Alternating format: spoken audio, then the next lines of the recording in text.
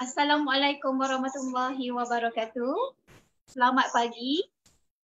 Apa khabar semua? Alhamdulillah sihat ke? Saya Siti doakan semoga semuanya berada dalam keadaan yang sihat, ceria. Hari ini kita dah masuk kepada 28 Ramadan. Betul kan? So tinggal lagi 2 hari untuk kita nak berpuasa. Lepas tu kita akan sambut Aidilfitri. Okey. Jadi Ustaz Siti lihat dulu siapa yang menonton pada pagi ini. Alhamdulillah, terima kasih kepada Nurul Hidayu, Nur Hamidah Muhammad. Terima kasih kerana menonton pada pagi ini bersama dengan Ustazah Siti. Zulkarnain Ramlan, Fatin, Zulkifli Muhammad pun menonton pada pagi ini. Terima kasih. Apa khabar semua yang menonton rancangan Ustazah Siti pada pagi ini?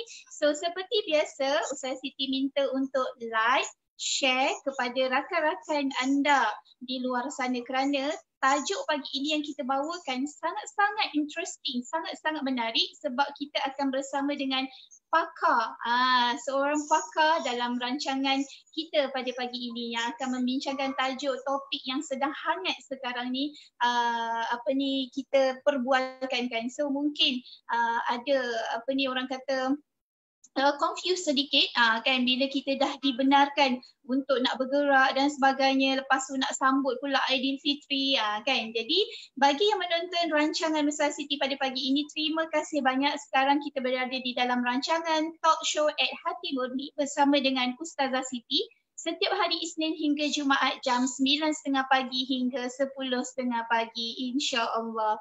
So don't miss untuk program kita setiap hari kerana kita akan bawakan topik-topik yang menarik. Jadi sebelum kita mulakan rancangan kita pada pagi ini, Ustazah Siti nak mohon maaf banyak-banyak sebab semalam bateri phone Ustazah Siti terhabis. Rupa tak boleh nak charge. Sebab bila kita duduk dekat konti yang baru ni, line untuk nak charge phone tu tak ada. So kita tak sediakan. Jadi tak sempat untuk nak buat apa-apa. Dan kita punya perkongsian pun semalam terus terhabis begitu sahaja. Jadi Ustazah Siti mohon maaf banyak-banyak. Dan terima kasih kepada tetamu jemputan kita semalam, Puan Nani Yaakob, kerana berkongsikan pengalaman yang sangat menarik, sangat touching. Okay. So bagi Ustazah Siti ramai yang boleh ambil pengajaran daripada pengalaman kehidupan beliau yang kita boleh dijadikan sebagai panduan, insya-Allah. So terima kasih kepada yang menonton pada pagi ini, Nur Farhana Salim, Awis Yusof, Fauzana Abbas, Zulkifli Muhammad, sekali lagi terima kasih kerana menonton. So seperti biasa, anda semua Ustazah Siti minta kerjasama untuk like dan kemudian sharekan program Ustazah Siti pada pagi ini. Hari ni kenapa Ustazah Siti pakai comel sangat hari ni? Okey, kerana sebentar lagi jam 10 habis daripada rancangan ini, Ustazah Siti akan bersama dengan mentor Ustazah Siti untuk rakaman takbir raya melalui online tau. So bukannya kita pergi ke tempat program untuk nak takbir raya. Tak boleh. Okey, itu adalah dilarang. Okey. So terima kasih kepada yang menonton, Nas Arif, Nisa Yusof, terima kasih kerana menonton bersama dengan Ustazah Siti. Teruskan untuk komen, like dan kemudian sharekan program kita pada pagi ini kerana insya-Allah Ustazah Siti pagi ini akan bersama dengan tetamu jemputan yang paling istimewa, seorang yang pakar dalam bidang yang beliau ceburi, insya-Allah, dan beliau akan kongsikan beberapa tips ataupun penerangan tentang COVID-19. Macam tu tajuk yang best hari ni. Tajuk yang boleh digunakan untuk panduan kita. So kalau best tajuk pada pagi ini, Ustazah Siti minta love. Minta love sebagai tanda support untuk tetamu jemputan kita pada pagi ini. Kan ilmu yang akan dikongsikan nanti adalah sangat berharga. So sekiranya ada nak tanya soalan dan sebagainya, terima kasih Tuan Hafiz Azizi, siap angkat tangan lagi kan. So kalau ada soalan yang nak ditanyakan ke ataupun ada penjelasan yang perlu diperlukan ke, okey, so boleh tulis di ruangan komen, insya-Allah Ustazah Siti akan bacakan persoalan tersebut dan kita akan minta beliau yang pakar ini tadi untuk menjawab persoalan tersebut. Jadi Ustazah Siti tak nak cakap panjang-panjang, Kan sebab lepas ni nak kejar masa nak pergi pula ke majlis takbir raya. Okey. So sukalah untuk Ustaz Siti nak memperkenalkan ya tetamu jemputan kita pada pagi ini yang sangat istimewa, iaitu hari ini kita akan membawakan tajuk Raya COVID-19. Macam mana? Raya COVID-19. Agak-agak okey ataupun tak tajuk tu? Ustaz Siti yakin ya semua orang nak tahu macam mana cara-cara untuk kita berhari raya sewaktu COVID-19. Semalam Ustaz Siti baca sedikit laporannya daripada media kan. Ustaz Siti rasa agak sedih sebab 3 negeri yang dah pun dikabarkan menjadi zon hijau telah kembali semula kepada zon kuning. So sama-samalah kita jaga dari segi keselamatan, kesihatan kita. Jangan orang kata jangan terlalu excited. Kan kita nak raya memanglah kita excited kan, tapi control sedikit excited kita tu tadi. Okey, kita fikirkan untuk keselamatan dan juga untuk kesihatan semua orang yang ada di sekeliling kita. Jadi untuk kupasan pada pagi ini tentang Raya COVID-19, Ustaz Siti akan bersama dengan Dr. Anis Salwa Kamarudin. Beliau adalah pakar perubatan Kementerian Kesihatan Malaysia. Hebat kan tetamu kita pada pagi ini. Jadi dengan segala hormatnya Ustaz Siti persilakan Dr. Anis, dipersilakan.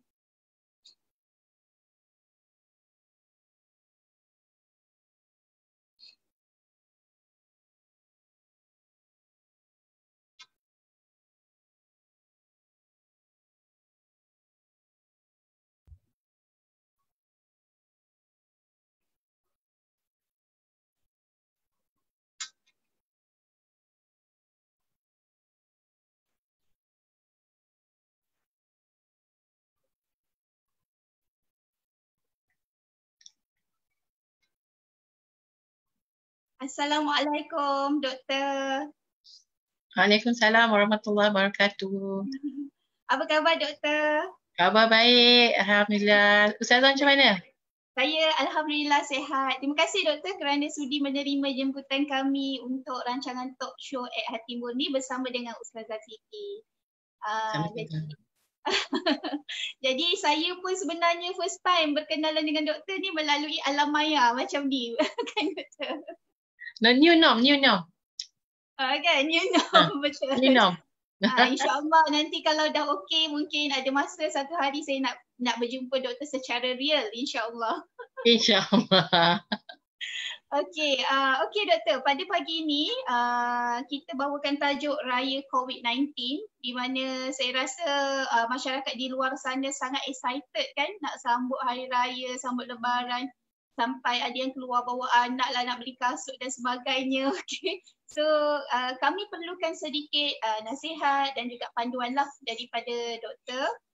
Jadi sebelum tu mungkin doktor boleh perkenalkan diri doktor dahulu. Dipersilakan doktor. Okey. Saya dilahirkan dan diberi nama Anis Salwa binti Kamarudin. Bertahun-tahun yang lalu. Saya sekarang bertugas di bahagian kawal penyakit Kementerian Kesihatan Malaysia di bawah sektor kesihatan pekerjaan dan alam sekitar. Itu je lah yang saya nak share. Apa lagi? Okey. So tugasan dah berapa lama doktor terlibat dalam bidang perubatan? Oh, lama dah sangat-sangat. Lebih 25 tahun lebih kan. Okay. Dah lama. Dah lama ya, Alhamdulillah. Lama sangat. Terima kasih doktor. So kita ready untuk ke doktor yang saya difahamkan doktor ada slide pada pagi ni ya? Ya, sebab nak bantu saya buat penerangan. Kalau tidak kan macam merebah je lah kan. Boleh doktor insyaAllah. Ada yang guide. Okay. Boleh insyaAllah. So kita ready untuk nak dipasangkan slide? Okay, boleh. Okay. Next.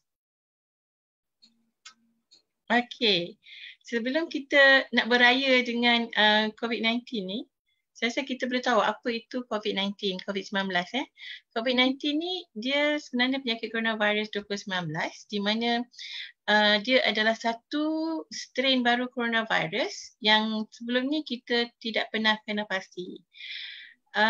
Berdasarkan daripada maklumat-maklumat yang terkini, COVID-19 ini berjangkit daripada individu ke individu melalui titisan, pernafasan atau sentuhan. Okey. Gejala-gejala yang selalunya yang dimanifestasi oleh pesakit adalah demam, batuk, sukar bernafas. Tetapi pada masa ni ada juga yang tidak ada gejala tetapi ada carry virus ini. Next. So kita kena tahu macam mana COVID-19 ni merebak. Selalunya daripada orang yang ada virus COVID-19 ni dalam badannya, kalau dia batuk atau dia bersin ataupun dia bercakap dengan yang ilu yang tersembuh-sembuh tu, virus tu akan keluar melalui titisan pernafasan tersebut. Dan kalau dia tersebar, dia akan tersebar dalam jarak 1 ke 2 meter daripada orang tersebut. Jadi kalau macam orang tu ada virus dalam badan, ada pada titisan droplet dia akan merebak melalui bersin tadi atau secara bersalaman atau bersentuhan. That's why kalau langkah pencegahan dia, kita diarahkan untuk berada dalam jarak 1 ke 2 meter daripada orang sebelah kita supaya apabila kita bercakap-cakap nanti tidaklah ILO kita atau droplet tu akan sampai kepada orang yang bercakap dengan kita. Next. So ILO tu dia akan masuk ke dia akan berjangkit melalui kita sedut ke ataupun macam mana doktor kalau kita bercakap tu? Okey, dia akan kita sedut melalui pernafasan kita. Bila kita bernafas kan kita menyedut udara di luar dan katakan kita tidak ada pakai mata kan kita ada mata kita lembab kan. Droplet tu kalau melekat ataupun terkena pada mata kita pun dia akan boleh meresap juga. Jadi satu lagi kalau tangan kita memegang kawasan yang mana tercemar dengan virus tersebut dengan droplet tu, kita tercemar waktu tangan kita pergi pegang mata lah, pegang hidung lah. So itu salah satu cara lagi kita memindahkan virus tu ke diri kita. Dan apabila kita dah menyedut tu, terpulanglah kepada kita punya antibody badan, ketahanan badan kita sama ada kita mampu melawan ataupun tidak. Okey. Okey. Okey, sekarang kita berbincang tentang macam mana nak raya tahun ni.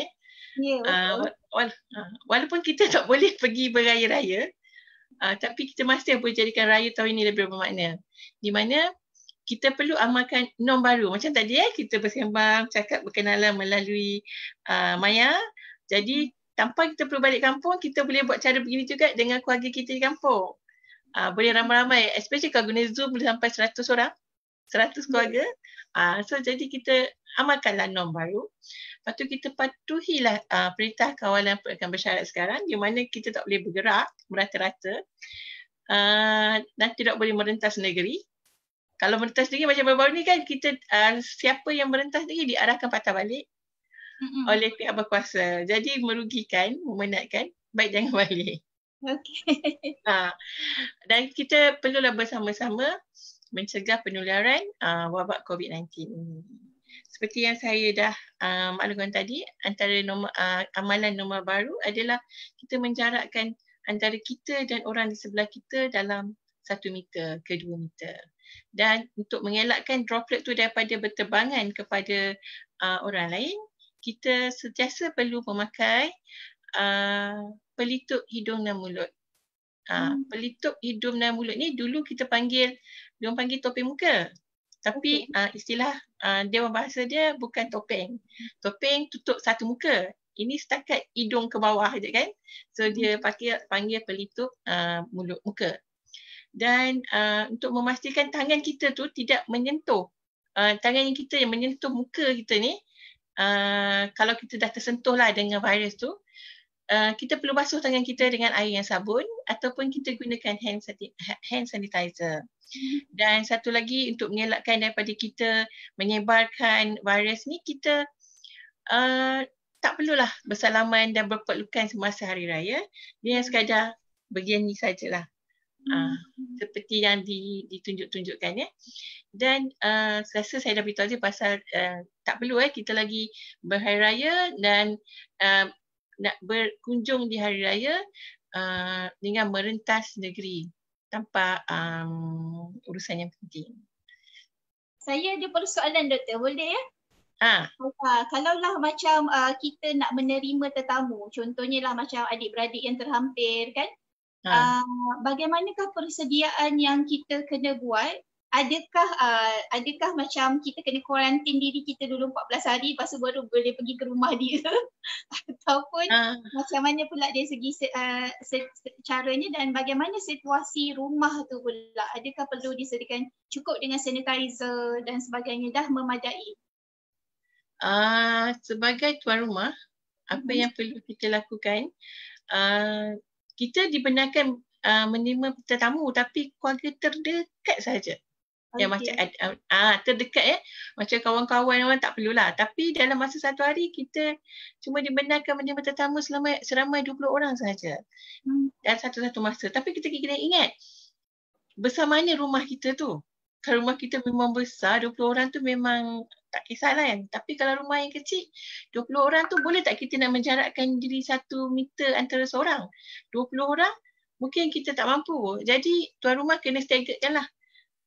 Satu masa katakan dalam ruang tamu tu untuk membenarkan penjarakan sosial 1 meter, mungkin dalam masa satu masa boleh ada 5 orang saja. So kita kena hadkan lah, okey dalam masa ni 5 orang saja, masa nak bersama cuma setengah jam ke 15 minit je, lepas tu kena balik dan tukar tetamu lain.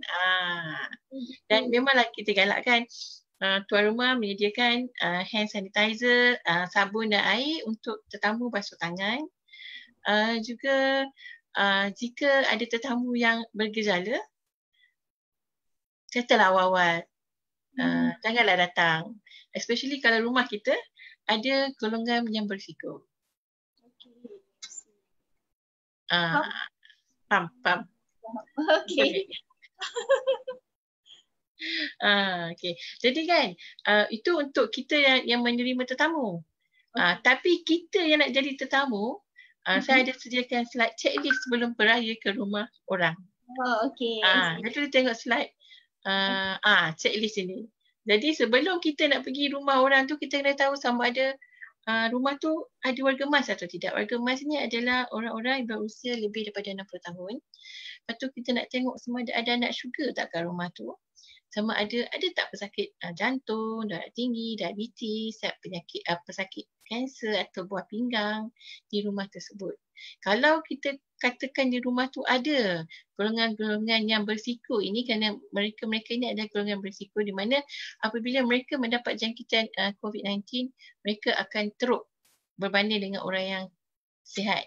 Orang-orang ni kalau dia dapat jangkitan, dia akan lebih teruk dia punya gejalanya. Jadi tengoklah dulu sama ada rumah tu ada orang ni ke tidak. Sebab kita lah sebagai tetamu kalau kita nak ke rumah orang lah kan. Jadi kalau kita dah tahu ada orang-orang macam ni, kita tak perlu pergilah. Kita setakat kita menggunakan kaedah video conferencing ke macam ni kan, bolehlah juga. Cuma tak boleh makan kuih raya je lah kat rumah dia. Nampak je lah, boleh share, nampak. Kita share kuih raya je lah. Okey, selain daripada tu, kita nak tahu juga sama ada kawasan yang kita nak pergi tu, adakah kawasan yang merah ke, kuning ke, hijau ke tentang COVID-19, ada jangkitan tak kawasan tu. Jadi untuk itu, KKM kerajaan menggalakkan supaya kita memuat turun MySejahtera application ni ke dalam telefon pintar kita, di mana daripada MySejahtera ni kita boleh tengok sama ada kawasan yang kita nak pergi tu adakah kawasan hotspot ataupun apa. Kalau dia akan tukar colour lah. Kalau kawasan tu hotspot dia merah, kalau lebih daripada 40 orang, kalau kurang tu kuning ataupun kawasan hijau. Kalau kawasan tu kawasan merah ataupun kuning, tak payahlah pergi. Sebab bila kawasan kuning kita tahu ada orang kawasan tu yang mempunyai COVID-19. Okey.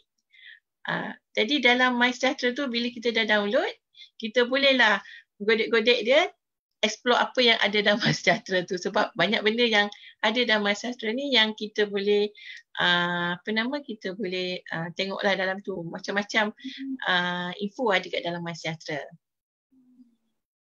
Okey, kita tengok lagi golongan lain yang berisiko. Antara selain daripada yang kita katakan tadi, golongan berisiko yang lain selain daripada yang kita sebutkan tadi, wanita mengandung. Lepas tu pesakit yang imuniti rendah seperti pesakit HIV, kanser. Jadi untuk melindungi golongan berisiko ini, kita perlu bertanggungjawab supaya orang-orang yang ini kita jangan bawa dia ke tempat tumpuan ramai. Kita kekalkan kebersihan diri sepanjang masa. Kita makan makanan yang seimbang. Kita perlu kekal aktif. Actually kita ni ada parents yang memang warga emas lah, sebab kita pun akan mengenjak ke warga emas jugalah nanti belum 60 tahun. Yang pasti parent kita dah jadi warga emas lah. Kita warga emas ni kita ada yang duduk dengan kita. Ada yang kita duduk jauh dengan dia. Jadi kita perlu pastikan beberapa perkara dipastikan supaya mereka ni macam ada barang keperluan harian mencukupi, ubatan mereka cukup. Kalau dia sakit perlu bawa segera ke klinik. Lepas tu mereka ni kan bila contohnya kalau kita dah lama tak tengok dia ataupun tak call dia, nanti dia akan rasa sedih, dia akan stres. Jadi kita kena bagi sokongan psikologi dekat dia. So seperti biasalah, kerap cuci tangan, guna tisu bila batuk dan bersin, pakai pelitup muka dan penjarakan sosial 1 meter tersebut tadi. Actually yang tinggal berjauh dengan kita pun dia punya cara-cara menjaga dia pun lebih kurang sama je yang selepas ni. Next. Dia lebih kurang sama je dengan yang tadi. Cuma bezanya adalah itulah. Next slide please. Ini yang kita war-warkan 3W, iaitu wash, cuci tangan, wear, pakai penutup hidung dan mulut, warn, amaran. Yang tadi yang macam tadi, elak bersalaman, elak bersentuhan, mengamalkan etika batuk dan bersin, lakukan pencucian, disinfeksi kat kawasan rumah, especially dekat kawasan di mana kita pegang selalu, orang ramai pegang, tumbuk pintu. Lepas tu pastikan kita duduk di rumah, jangan merayau-rayau dan stay at home and stay safe. Dan sekiranya kita ada sebarang gejala, sila dapatkan rawatan dengan segera. Okay, next slide. Ini pun sebenarnya sama je dengan yang tadi. Cumanya kita, apa yang saya nak cakap adalah permukaan yang kerap disentuh kita perlu cuci selalu dan kita bukakan tingkap rumah untuk meningkatkan aliran udara. Dan satu lagi, kalau ada orang yang bergejala di dalam rumah, kita patutnya letakkan dia di bilik berasingan dan dijaga orang yang sama. Jangan biarkan dia duduk sekali dengan yang sihat. Nanti dia akan menyebarkanlah virus yang ada pada dia. Okay. Seterusnya saya nak share bagaimana nak menggunakan penggunaan yang betul penutup hidung dan mulut tadi. Bila kita pakai, kita tak boleh pegang tu yang luar dengan dalam lapisan tu. Kan dia ada kita pegang kat tepi je, bukan ke depan kat tepi tu je. Dan seorang satu tak boleh share. Lepas ni saya, lepas tu orang ni, lepas tu anak ni, tak boleh. Seorang satu. Lepas tu, lepas kita pakai, kita tak bolehlah letak rata-rata. Kita perlu buang dalam tong sampah dengan cara yang betul. Dan benda ni pakai sekali saja. Tapi bila kita dah pakai, katakan dia dah basah, kita tak boleh pakai lagi, kena tukar. Dan dia ni kita tak boleh pakai sampai 24 jam. Kita sebab kita kena pakai tidak lebih daripada 8 jam satu face mask ni. Sebab apanya? Lama sangat pakai nanti kita punya pertukaran pernafasan kita kurang oksigen, nanti banyak karbon dioksida. Sebab kita punya nafas, dia akan duduk dekat dalam tu kan, tu kita sedut balik. Nanti kita akan kurang oksigen. Kita pakai, especially kalau kita pakai ni, especially bagi orang yang bergejala kena pakai, sebab kan nak bersin, nak batuk, dia tak sempat Kalau pakai benda ni, sekurang-kurangnya dia batuk kat dalam tu, dia sendiri yang hidup. Dia tak akan terlepas kepada orang sekitar. Okey, itu adalah pencegahan bagi pada COVID-19. Tapi bila hari raya, bukan setakat COVID-19 saja kita nak tengok. Kita kena pastikan juga bila hari raya kita makan makanan yang berkhasiat, yang baik. Sebab takkan hari raya kita cakap COVID saja. Bila ada orang nak datang rumah, kita nak jamu, kita kena pastikan bahawa kita memasak menggunakan kaedah-kaedah masakan yang sihat. Seperti memanggang, mengukus, bukan menggoreng memanggang, mengukus dan merenih. Dan kita perlu gunakan susu sejak atau susu rendah lemak untuk menggantikan penggunaan santan. Juga kita gunakanlah perencah asli seperti 800 dan bahan makanan macam ayam, daging tu kita potong dalam saiz-saiz yang kecil dan pilihlah daging yang tanpa lemak ataupun ayam yang telah dibuang kulitnya. Itu untuk juadah. Tak ada semestinya kita cuma tengok COVID-19 je. Kalau kita bercakap, kita cakap semua sekali. Dengan makanannya, dengan segala-galanya untuk kita beraya di tahun ini. Selain daripada makanan tadi, untuk kuih muih raya pula. Kuih muih... lemak dan berminyak tu tak digalakkan sangatlah doktor? Gunakan... Ya tak, kita tak galakkan. Kalau kita ambil daging merah, buang lemaknya. Kalau ayam, kita buang kulitnya. Kita potong kecil-kecil tu kenapa? Supaya kita makan dalam portion yang kecil lah. Kalau besar kan, kita makan portion besar kan. Kita makan kecil, jadi kita ambil sikit-sikit lah, taklah banyak. Jadi untuk kuih-kuih raya pula, seperti biasalah kita menasihatkan agar kita kurangkan penggunaan gula, lemak dan minyak. Dan kurangkanlah penggunaan pewarna tiruan, gunakanlah pewarna yang betul macam daun pandan tu yang untuk warna hijau. Dan kita minta gunakan ramuan yang ada tinggi serat macam tepung bijirin penuh oat, tepung bijirin penuh, lepas tu oat dan buah perun. Kita gunakan yang yang berserat tinggi. Selain daripada tu, boleh kita satu lagi slide? Next slide. Kita untuk kita jadi lebih kuat, kita kena walaupun kita berada dalam perintah kawalan pergerakan yang bersyarat ni, kita duduk di rumah, kita digalakkan duduk di rumah. Tak ada bermaksud kita akan duduk tengok TV, tengok telefon saja. Kita perlu menggerakkan diri kita dengan mengekalkan 10,000 step per day ataupun 10,000 langkah sehari untuk physical activity kita. Dan di rumah, kita duduk rumah kita harap supaya bagi sesiapa yang merokok tu, tolonglah janganlah merokok di rumah. Nanti dahlah kita duduk di rumah dengan penuh asap rokok. Jadi berhenti daripada merokok di rumah supaya udara dalam rumah kita tu bersih. Sebab nanti kita takut-takut nanti COVID-19 tu pergi pula duduk dekat atas asap rokok tu, satu hal lah pula kan. Dan kalau kita dah duduk rumah tu, kita kena bijaklah menangani stres kita kan. Duduk rumah je boring juga kan. Kadang-kadang lama pun isolation juga kan. Jadi kenalah pandai-pandai kawal stres tu. Dan kalau macam kita rasa macam stres tu, kita perlu cakap lah. Dia tahu kita stres. Jangan simpan seorang-seorang. Lama-lama sekarang kita dapat apa orang panggil depression pula sebab stres. Dan seperti tadi, makanlah cara yang sihat. Okey, slide yang seterusnya pun saya rasa sama macam yang tadi. selain daripada apa yang kita cakap tadi, apa-apa lagi yang boleh kita lakukan di rumah lah, macam nak tolong anak buat kerja sekolah, macam tu kan. Yang lain saya rasa semua sama-sama lah, macam beli. Yang beza sih cuma ada beli barangan keperluan secara online lah. Norm baru lah. Dulu mana ada kita beli barang secara online kan. Kita pergi dan pilih sendiri. Sekarang ni kata tawakal je lah beli.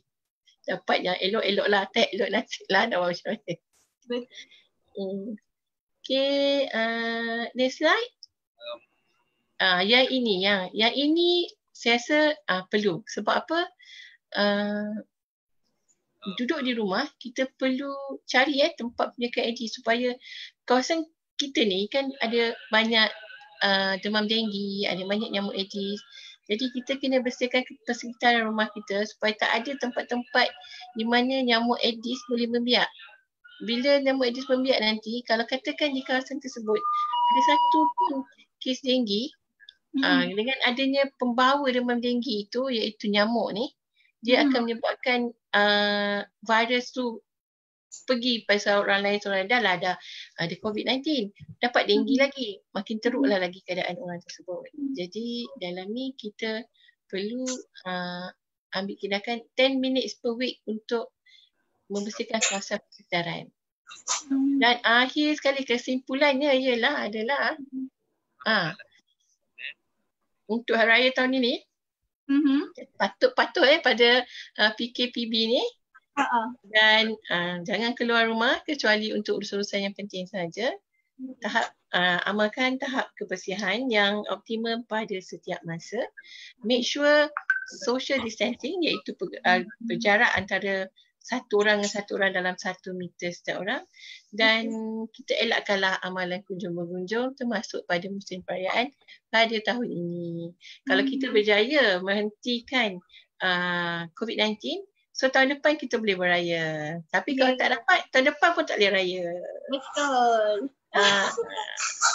Okey doktor, ada sikit persoalan lah daripada beberapa penonton kita ni kan. Antara persoalannya tu macam kita berhari raya kan, ada kadang ada anak-anak, kanak-kanak kan. Jadi bagaimana cara untuk kita nak educate anak kita tu tadi supaya dia boleh ada distance. Sebab budak-budak ni kadang-kadang bila dah lama tak jumpa dia excited kan. So mungkin dia akan peluk-peluk dan sebagainya. Macam mana tu doktor? Alamak, itu memang susah lah. Kenalah anak tak mau duduk diam je. Allah Akbar. Agak-agaknya mak dia kena pegang ni je lah kot agaknya. Ataupun takkanlah saya nak suggest bagi dia handphone, biar dia main handphone, dia tak gerak dah kan. Itu tak bagus juga kan. Itu rasanya parents kena menggunakan kebijaksanaan je lah. Macam mana supaya anak tak bergerak Kalau bagi handphone pun nanti dia duduk main, handphone dia pun tak bagus kan. Itulah susah nak jawab soalan tu. So maksudnya ibu bapa kena mainkan peranan lah. Kena main peranan lah. Kena tahulah anak dia macam mana. Kalau dia memang tak nak dia diam, masa tak boleh bawa lah. Tapi jadi kan tak nak. Bila tak boleh jumpa dia, kita tak boleh pergi mana-mana. Betul. Kita kena stay at home juga. Nak buat macam mana? Sebab apa kalau dia pergi rumah atuk neneknya, mesti dia pergi lompat-lompat dengan atuk nenek ni kan. Kita tak nak dia bersentuhan dengan atuk nenek dia. Bukan apalah. Kanak-kanak tu pun golongan berisiko, atuk nenek dia pun dalam golongan berisiko juga. Sekali diorang ni dapat jangkitan, mereka akan lebih teruk lah berbanding pada orang-orang yang bukan berisiko lah. Jadi kita berisiko, tapi mereka lagi teruk lah. Okey. Jadi doktor, adakah perlu dari segi, yalah bila dah dengar penerangan doktor ni kan, jadi macam nak panggil adik-beradik ke rumah pun kita dah rasa takut kan. Walaupun adik-beradik kan. Jadi adakah okey, contohlah saya stay dekat rumah ni kan, tak keluar-keluar. So kita memang tak keluar langsung. Lepas tu kita pergi ke rumah adik kita, ziarah dan sebagainya. Tapi kita pun pastikan dia pun buat benda yang sama. Adakah macam tu okey? Sebab saya dimaafkan macam 14 hari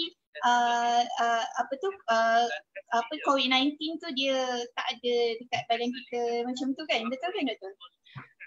Sebenarnya ada juga yang mengatakan dia boleh berada dalam badan, dia manifest simptom tu lebih daripada 14 hari. Tapi memang kita menggunakan 14 hari tu sebagai incubation period dia lah.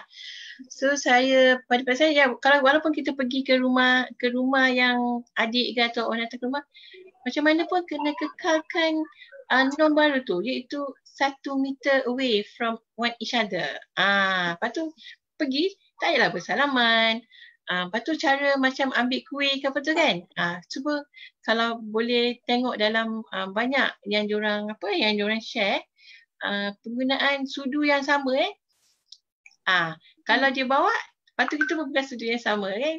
Jadi dia akan berjangkit dengan memegang sudu yang sama. So, sekiranya seseorang tu ada berjangkit, ada bawa virus, dia pegang sudu, cedok makanan. Jadi ada juga yang mencadangkan supaya makanan ni jangan buat buffet tau. Cedok tu kan. Dia kata dia buat macam packing kecil-kecil. Jadi terus ambil. Tak perlu pakai sudu, share, ambil senduk yang sama. Ni kan, pakai, ambil terus. Macam tu pun ada. Yang mencadangkan cara mengelakkan lah kan. Itu daripada segi pemakan, itu saya lupa nak masukkan tadi kat dalam slide tu. Padahal saya dah tengok dah. Okey. Itu cara. Tak boleh buat buffet. Ya. Maksudnya kan kalau nak buat ketupat kan. Ketupat tu dengan yang kecil-kecil kan. 5 ketul kan. Kecil-kecil. Lepas tu ada rendang sekali kat situ. Ada kuah kacang dia ke apa-apa kan. Dan satu bekas. Dia terus angkat benda tu tanpa dia datang nak topak-topak lagi apa. Supaya tak adalah berlaku orang kata sentuhan pada tempat yang sama oleh orang berbagai-bagai orang. Kecuali lah sebelum dia masuk situ, sampai tu cuci tangan dulu. Setiap kali nak masuk, nak pegang sudu kena cuci tangan dulu. Kalau mampu buat macam tu, silakan. Tak ada masalah. Kena siap kan, nak ambil je sudu, pegang sudu, basuh tangan dulu kan. Dengan hand sanitizer. Lepas tu aku ambil, lepas tu letak balik, lepas tu basuh tangan balik. Macam tu, sanggup ke? Itulah kan. Okey doktor, soalan yang seterusnya, macam contohlah ada satu orang ni dia dah duduk lama dah dekat KL, lepas tu dia berasal daripada Sabah. Adakah wajar untuk dia buat permohonan balik ke kampung? Sebab dia nak balik kampung untuk apa? Mungkin kalau ikut ni dia antara alasan yang antara perkara yang disebut ni adalah dah lama tak balik kampung. Itulah. Kalau dah lama tak balik kampung, dia boleh berbincang macam kita. Nampak di muka. Kenapa nak balik kampung? Memang ke saya dia nak balik, dia boleh try nak balik tapi dia kena minta kebenaran daripada polis. Sama ada polis membenarkan dia balik atau tidak. Dia mesti ada apa yang perlu diisi kan. Kalau disebab sahaja dah lama tak balik, bergantung pada polis nak bagi ke tidak.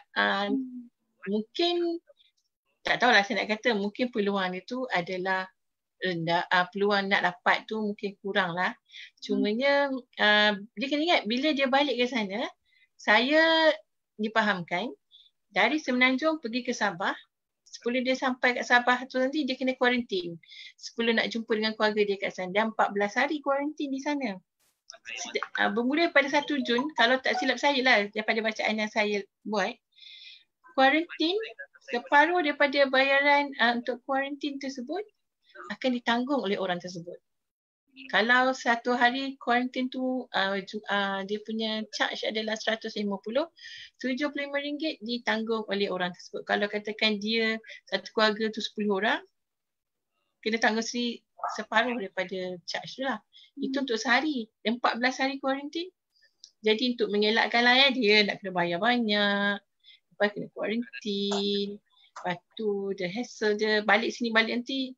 Mungkin kena kuarantin kat sini balik. Dah berapa belah 28 hari kuarantin. Jadi kalau macam tu, pulanglah kat dia kalau nak balik juga. Tapi kalau bukan dia sebab-sebabnya urgent, yang penting sangat, tak perlulah balik. Saya rasa setakat macam ni pun alhamdulillah cukup dah. Okey doktor, untuk lastnya, apa saranan doktor kepada semua yang menonton pada pagi ini? Kesimpulan keseluruhan lah.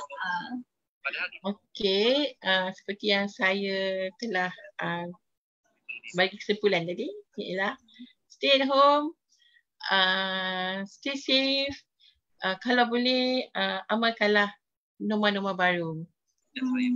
seperti penjagaan sosial semua yang kita ni, dan dengarlah arahan daripada pihak berkuasa. Beri kerjasama pada semua supaya kita dapat mengekang penularan wabak COVID-19 ini.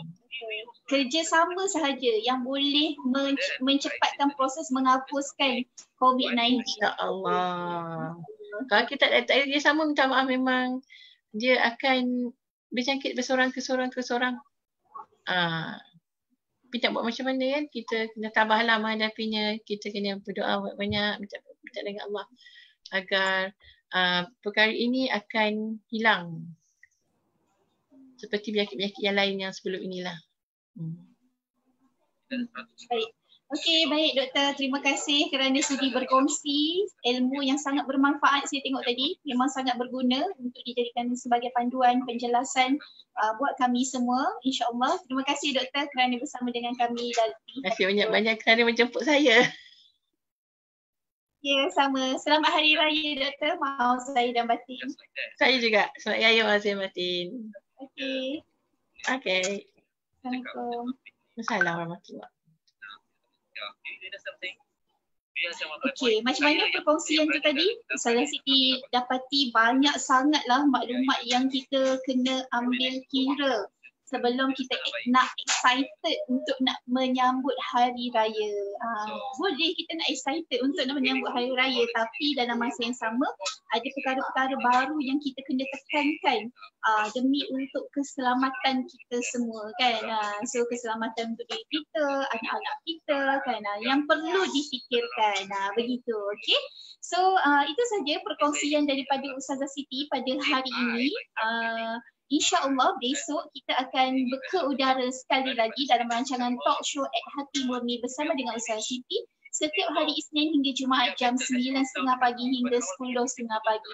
Besok kita akan bawakan topik yang sangat menarik berkaitan dengan malam raya. Apa kesalahan-kesalahan yang selalu kita buat sewaktu malam raya? Apa perkara-perkara yang kita selalu lupakan sewaktu malam hari raya? So insya-Allah besok kalau nak tahu lebih lanjut kena set lah notification.